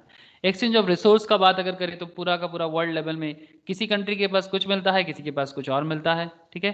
The organisations receive inputs, finance, materials, man power, equipments from the external environment through contractual and other arrangements. The resources are often categorized as 5 M's. 5 M क्या है sir? Men, money, method, machine, material. Men, money, method, machine, material. 5 M's. ये information या जो भी resources है, information नहीं, ये resources बहुत जरूरी है। जिसके पास जो है वो उसको वो चीज़ देते हैं। Main, money, method, machine, material. जिसके पास ज़्यादा मशीन है वो उनको मशीन देते हैं, जिनके पास ज़्यादा मेथड्स है वो उनको मेथड्स देते हैं, जिनके पास ज़्यादा मेन है वो मेन देते हैं, जिनके पास ज़्यादा मनी है वो मनी फ्लो करते हैं, जिनके पास मटेरियल है वो मटेरियल देते हैं। जैसे कि अगर मैं आपको यही चीज़ वर्ल्ड लेवल में बताऊं तो आप अभी देखो फटाफट समझ जाओगे। आप ही लोग मुझे बताइएगा, ये इन्फॉर्मेशन मैं आपसे ही सुनना चाहता। सर इंडिया के पास सबसे ज़्यादा मेन, मनी, मेथड, मटेरियल में क्या है जो दुनिया को दे सकता है? Man. Labour. Human power. Very good sir, human power. India के पास सच में यही सबसे ज्यादा है, ठीक है। मेथड, अच्छा अगर मैं आपको जापान के बारे में पूछूं, वेरी गुड सर, आप लोग पकड़ लिए। अगर मैं आपको जापान के बारे में बोलूं तो जापान के पास क्या है जो दुनिया को देता है? Technology. Technology. Technology, that means we can say method, है सर। कोरिया तो सर। हाँ, obviously Korea is also there, South Korea. China के पास क्या है जो दुनिया को देता है? मशीन। मशीन। मशीन। चाइना, तो सभी আছে। चाइना के पास सब है फिर भी मेन तो আছে। मेन इज ऑल्सो, मेन भी है, ठीक है, मशीन भी है, मेन भी है, मशीन भी है चाइना के पास, ठीक है। मेथड है तो माने मेरे, हाँ मेटेरियल, वेरी गुड, मैं वही सोच रहा था। मेटेरियल इनके पास बहुत सारा है, चाइना के पास बहुत सारा मेटेरियल है, रॉ मेटेरियल, जो बहुत रॉ मेटेरियल है, मतलब माइंस तो भरपूर है इनके पास। कभी भी चाइना का इकोनॉमिकल सिचुएशंस अगर आप थोड़ा सा घर में बैठ के कभी सर्वे करो, you can get, they have immense material, बहुत है, मतलब कोल जो भी चाहो आप, बहुत सारा, मतलब इतना सारा मिनरल रिसोर्स है ना, नेचुरल रिसोर्स इनके पास खत्म नहीं कर सकता ये लोग। इंडिया के पास भी है बट चाइना के पास बहुत है, ठीक है। साइज भी देख रहे हो ना इसका, ठीक है। तो चाइना के पास ये सब है। अच्छा, यूएस के पास क्या है सबसे ज्यादा? यूएस दुनिया को क्या देता है सबसे ज्यादा? Money. Thank you sir. Money. इसके पास पैसा, कैपिटल। Capital, money. ये दुनिया को पैसा देता है, बदले में इंटरेस्ट से कमा लेता है, ठीक है। मटेरियल ऑल्सो है, इसके पास है, मटेरियल भी बहुत है, बट सबसे ज़्यादा तो मनी का यूज़ ये करते हैं। टेक्नोलॉजी भी इसके पास बहुत है, टेक्नोलॉजी में आज वर्ल्ड का सबसे ज़्यादा लीडिंग कंट्रीज में से एक है ना। टेक्नोलॉजी में इनोवेशंस में भी यूएसए वर्ल्ड को लीड कर रहा है। मैक्सिमम बड़े बड़े कंपनी, एप्पल, गूगल, फेसबुक, सब यूएस का ही कंपनी है ना। IBM लास्ट 50-60 ईयर से तो दुनिया में लीड टेक्नोलॉजी में यही कर रहे हैं। हाँ, कुछ और भी एक कंट्रीज है जो दुनिया को टेक्नोलॉजी में बहुत कुछ देता है। कौन सा कंट्री का नाम बताओ? Technologically is a very good country. I am talking about which country? Russia. Russia नहीं सर। अगर आप रशिया, जर्मनी, फ्रांस। हाँ Germany, very good sir. Russia is there, obviously Russia का नाम जरूर लेना चाहिए। बट जर्मनी जो इतना बड़ा नहीं है साइज में, बट इसका टेक्नोलॉजी वर्ल्ड में जाने जाते हैं सर। कार्स बेस्ट है बताए। कार्स बेस्ट होता है सीरियसली। ऑटोमोबाइल सेक्टर्स में जर्मन को हराना मुश्किल है सीरियसली, और बहुत अच्छा है। मतलब इंडस्ट्रियल डेवलपमेंट में Germany world one of the best. Russia is there, Russia तो है, बहुत बड़ा कंट्री है, बिग कंट्री। इतना बड़ा साइज है इनका, मतलब इधर से उधर खत्म ही नहीं होता। आधा पार्ट यूरोप में, आधा पार्ट एशिया में। ये यूरोप का पार्ट है और ये वाला पार्ट एशिया का है। देख सकते हो ना, बहुत बड़ा है इसका साइज। इसके पास भी नेचुरल रिसोर्सेज है, तेल का भी कुआं बहुत है, ऑयल माइंस वगैरह। तो सर बेसिकली ये इंटरनेशनल बिजनेस एनवायरनमेंट में किसके पास कितना ताकत होगा। अब कोई बोलेगा सर जिनका साइज बड़ा है वही अच्छा है, अगर ऐसा बात तो नहीं है ना सर। साइज बड़ा छोटा का बात नहीं है। अगर साइज बड़ा छोटा होता तो जापान का साइज देखो एक बार, क्या है, tiny island compare to India, China also. South Korea कितना है, इतना सा, दुनिया को लीड कर रहा है। ताइवान, इसका टेक्नोलॉजी कितना अच्छा है जानते हो ना सर। ये कंप्यूटर लैपटॉप में फेमस फेमस ब्रांड है ना सर, आसूस, एसआर, एमएसआई, सुने हो ना, ये सब ब्रांड ताइवान से ही है। और एक यहाँ पर एक कंपनी है इजराइल, किसी को दिख रहा है? इजराइल भी बहुत अच्छा टेक्नोलॉजी में है। नाम सुने हो सर? इंडिया का बहुत अच्छा दोस्त है sir. Yes yes.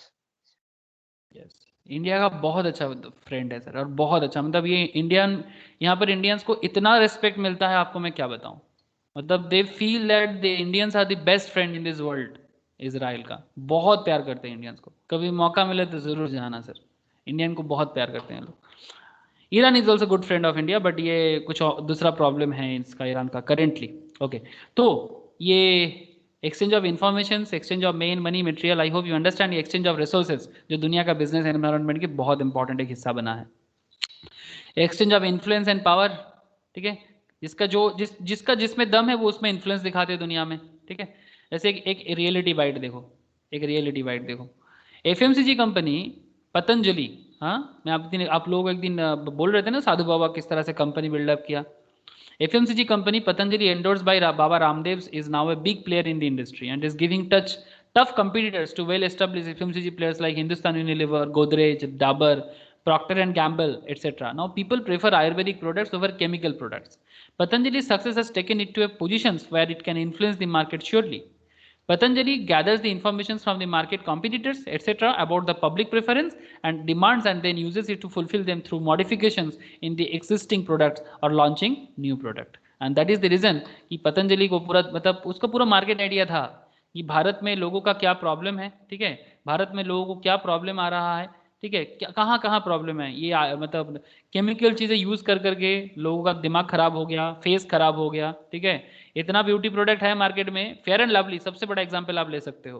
Fair and lovely तो एक बहुत ही बड़ा केमिकल है, ठीक है, मतलब बहुत खतरनाक केमिकल, जो एक्चुअली काला इंसान को गोरा बनाने का जरूरत ही क्या है, ठीक है, नेचुरल रहो, है ना, यही जरूरी है। तो जो भी हो, fair and lovely Hindustan Unilever का एक बहुत बड़ा कंपनी था, ठीक है, आज भी चलता है, ठीक है। लेकिन ये अभी ये फेयरनेस क्रीम का एडवर्टाइजमेंट में ना देखना, ऐसे गोरा बन जाओगे, ये वाला एडवर्टाइजमेंट गवर्नमेंट इलीगल बना दिया, जानते हो, 2 दिन में निखार आ जाएगा, ऐसा वाला एडवर्टाइजमेंट बैन कर रहा है, देखे हो आप लोग, यस सर। है ना।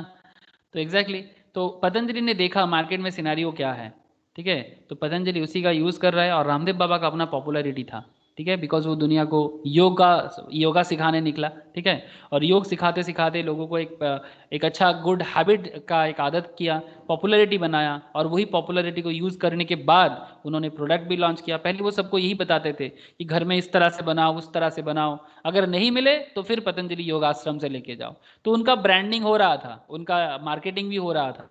फिर एक दिन उन्होंने सोचा क्यों ना हम ही कंपनी बना दे, और हिंदुस्तान यूनिलीवर जैसे कंपनी को टक्कर दे दिया, और सच में बहुत बड़ा टक्कर दिया सर, सच में। आज भारत का एक बहुत large sectors of population Patanjali को पसंद करते हैं, और हिंदुस्तान यूनिलीवर, प्रॉक्टर गैम्बल जैसे फॉरेन कंपनीज, ठीक है, वो जो फॉरेन एक्चुअली फॉरेन ओरिजिन है, इंडिया में काफी दिनों से बिजनेस कर रहा है, इनको टक्कर दिया। तो सीखना चाहिए, साधु बाबा से भी सीखना चाहिए, योगा गुरु से भी सीखना चाहिए कि भाई बिजनेस कैसे करना होता है, कितना।